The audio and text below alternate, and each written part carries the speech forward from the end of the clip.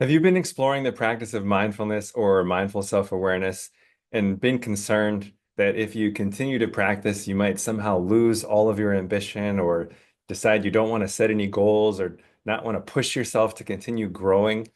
If so, I hope that this video will be helpful for you. Hello, my friend.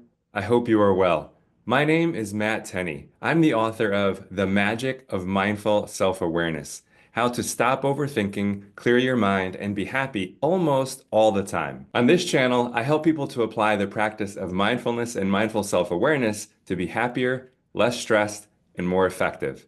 I look forward to helping you too. This video is in response to a few comments that I've seen on the channel where people have expressed some concern as they contemplate intellectually some of the ideas around the practice of mindfulness and mindful self-awareness. They're concerned that they might somehow lose the desire to continue to grow or to push themselves to achieve big goals. And this is a very valid concern. When we learn some of these ideas, particularly at the intellectual level, it can certainly seem like that might be a natural side effect of practicing with some of the ideas. And I think two ideas in particular can lead to this concern, which again I think is a valid one. One is that we talk about the very important idea that the immediate cause of suffering is attaching to desires. And the other is that the root cause of suffering is identifying with the ego, identifying with this false sense of me that we create out of our thoughts. And both of these, again, are valid concerns, but I'd like to share a few ideas that I hope will help. And in fact, you might find that the exact opposite is true, that when we practice correctly and we develop wisdom, not only do we lose our ambition, or not only do we not lack the desire to continue to grow and push ourselves to achieve big goals, the exact opposite happens. So I think the concern comes from, again, if we're thinking about this core concept of, all right, well, if I don't identify with my ego, then when something happens, then there's not a real strong sense of I either like this or I don't like it. And if there isn't a real strong sense of I don't like it or I don't like it, then a desire to either have it or get rid of it doesn't arise. Or at least if it does arise, we don't stick to, we don't attach to it for very long. We don't identify with it very strongly, and so it just arises and passes away. And I think this is the key distinction. So if you haven't learned about this content yet, I would encourage you to go. There's a video called Why Realizing that the Self is an Illusion is the Secret to True Happiness. Please watch that video. That goes into a very in-depth explanation regarding how we create suffering by identifying with the desires that we have as being me or mine and attaching to them. The converse is also true, that we don't suffer if we don't attach to those desires. So I use the example of an itch. If there's an itch in the middle of my back, but I'm not identified or attached to any desire to get rid of it, then there's no suffering. There could be an experience of unpleasantness, that it's actually a mild form of pain. So we could experience pain, but be perfectly okay with it, be perfectly at peace. There's no suffering. This is possible with the practice of mindful awareness, mindful self-awareness. However, people are concerned that this would somehow eliminate desires, eliminate ambition, eliminate the urge to want to, or this desire to want to grow and continually bring our best selves to the world. Very fortunately, I can tell you without any doubt in my mind that the exact opposite is what actually happens when we practice correctly. And there's a couple simple areas, simple ways of approaching this to understand it. So one is that just because we're saying we want to practice observing desires objectively, so seeing them as objects, both as how they manifest in the body physically and the thoughts that we have in our minds, and allowing them to come and go, doesn't mean that we're getting rid of them. Okay, what it means, we don't need to get rid of desires, and in fact, I don't even know that that's possible. Desires actually serve a good purpose.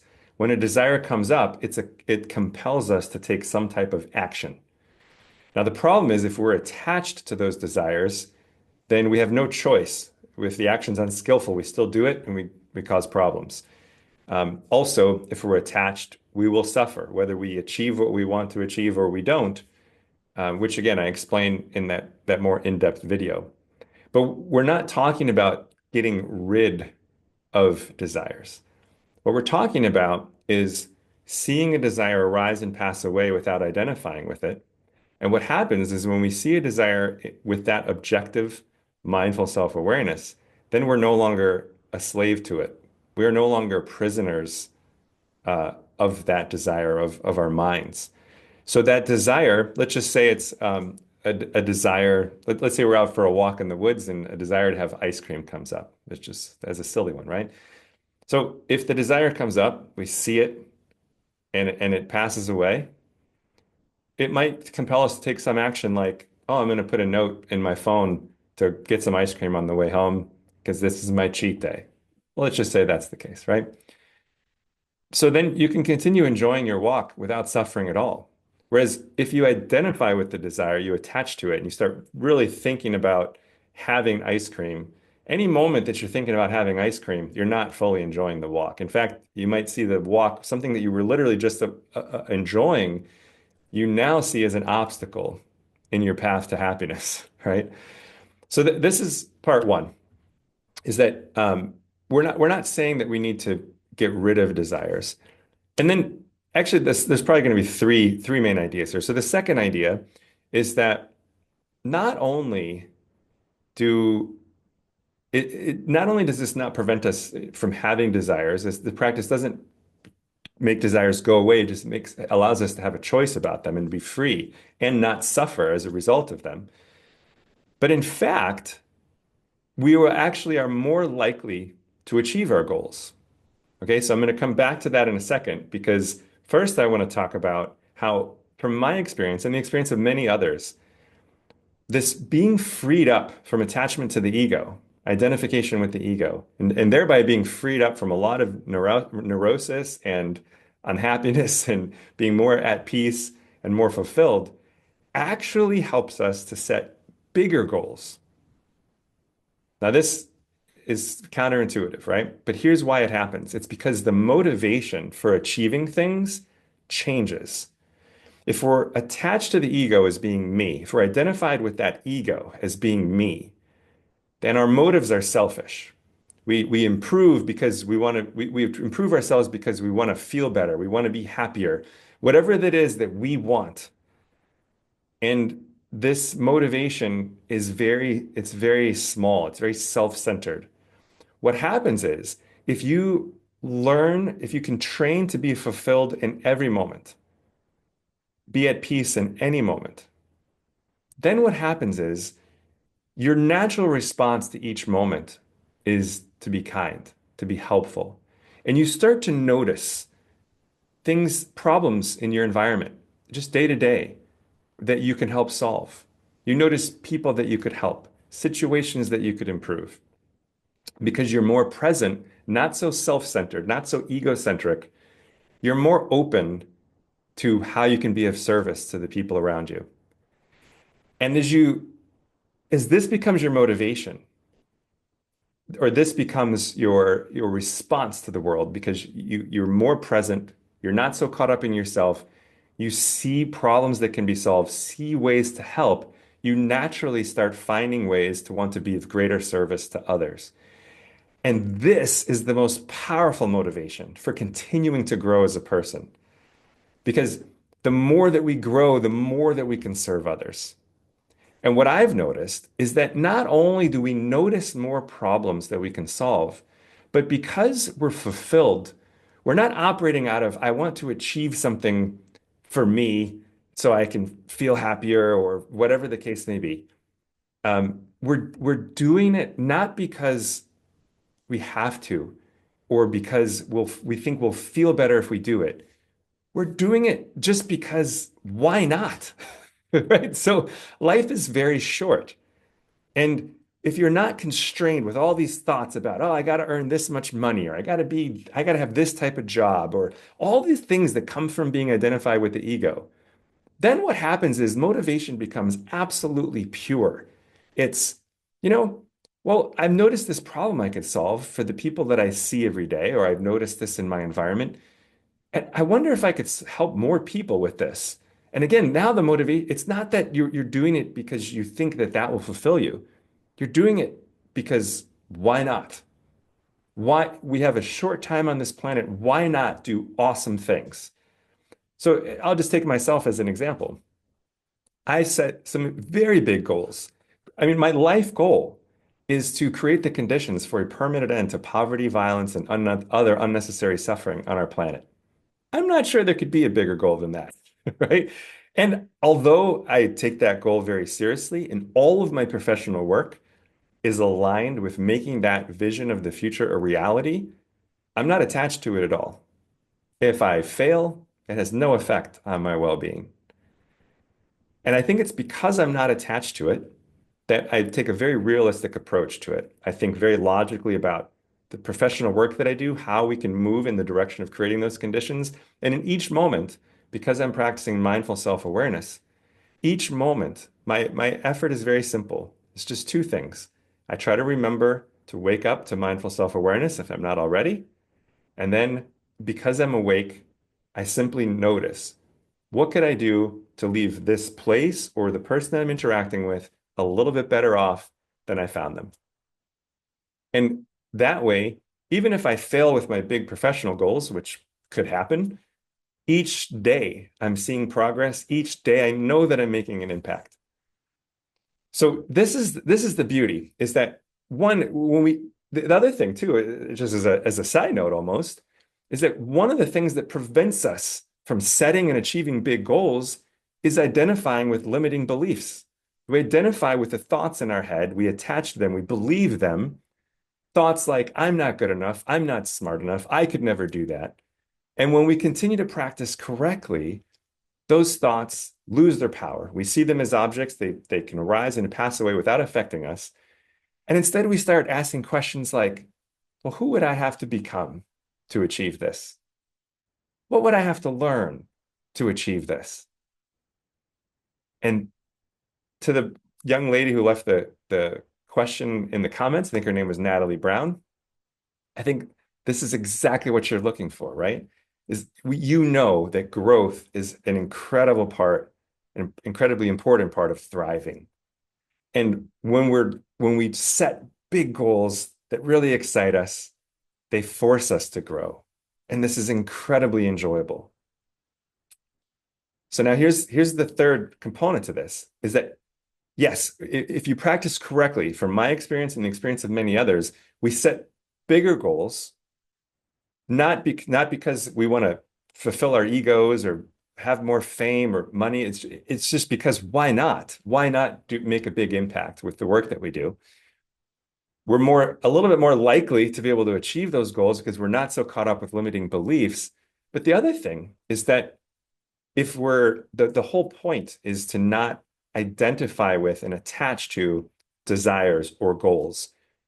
And this actually makes you more effective at achieving your goal, right? To use a very silly example, if you're trying to drive from Tucson, Arizona to Phoenix, what do you think will make you more effective at driving the car and reaching your destination safely and efficiently? Driving while looking at a map the whole time you're driving, focused on your goal, or looking at your goal, setting it down, and then being fully present with the act of driving? I think the answer is obvious. There's nothing that says we can't set big goals, that we can't for both growth, for impact that we want to make. There's nothing, in fact, those things add to the excitement and fulfillment of life. However, if we're attached to them and we're focusing on them all the time, living in the future, then we're not present with what we're doing, we'll be much less likely to achieve those goals. And maybe coming back just full circle to the topic of happiness here. The reason it's so important not to attach to them and to have goals that are not self-focused, but goals that are related to a motivation that's coming from, I want to grow so I can be of greater service. I want to grow so that I can make a bigger impact. You will probably notice that whenever you have a goal for yourself, some type of achievement goal, it doesn't provide fulfillment, at least not for very long. Like, for example, I had a friend when I was in the Marine Corps who spent most of his life up to that point and up to the point that he won wanting to become the national champion for the 10-kilometer race. And when he was in college, he actually achieved that. For men under 21, he was the fastest human being in the United States to run a 10K. And he was really fast. And when he won that day, he felt amazing. And the next day, he felt empty. And for a month, he was depressed because he had no idea who he was going to be next. His whole identity was based on achieving this goal of winning a race. He had no idea what he was going to do next or who he would be. Who is he if he's not the person chasing this goal? So if we're attached to a goal like that, or even having a goal that's just mostly focused on ourselves, I think you'll find that they're not fulfilling at all, or definitely not for very long. Whereas if your goals come from the motivation of being of greater service to the people around you, making an impact in the lives of others, even a small one, you might remember an act of kindness you did, or an act of kindness that someone did for you for decades. And every time you think of it, it's still fulfilling, isn't it? And this is the beauty, my friends. This is the magic of mindful self-awareness. So if we practice correctly, we can be more fulfilled more of the time. We can be more at peace, happier, less constrained by all of the unpleasant emotions that often inhibit our performance, and set bigger goals than ever, have as much or even more ambition than before. It can all be there, my friends. It's just we need to practice correctly. And also, which is part and parcel of learning to let go of the thoughts that are in our mind, see them objectively so that they can arise and pass away, and not take any of this as some type of philosophy or something that needs to be believed, but actually do the practice so that you can see for yourself what it's like to be free in a moment. And when you're free, it becomes very clear that yes, there's one thing that matters in this life, and that is doing what I can right now to make some type of positive impact on the world around me. Until next time, I wish you well, my friend. I hope that this video was helpful for you. If you have a question about the practice of mindfulness or mindful self-awareness, please subscribe to this channel and then leave your question as a comment in one of the videos. I'll do my best to answer your question or one like it. If you'd like a great resource for going deeper with the practice of mindfulness and mindful self-awareness, you might like my book, The Magic of Mindful Self-Awareness: How to Stop Overthinking, Clear Your Mind, and Be Happy Almost All the Time. There's a link in the description. Until next time, may you be happy and kind, my friend.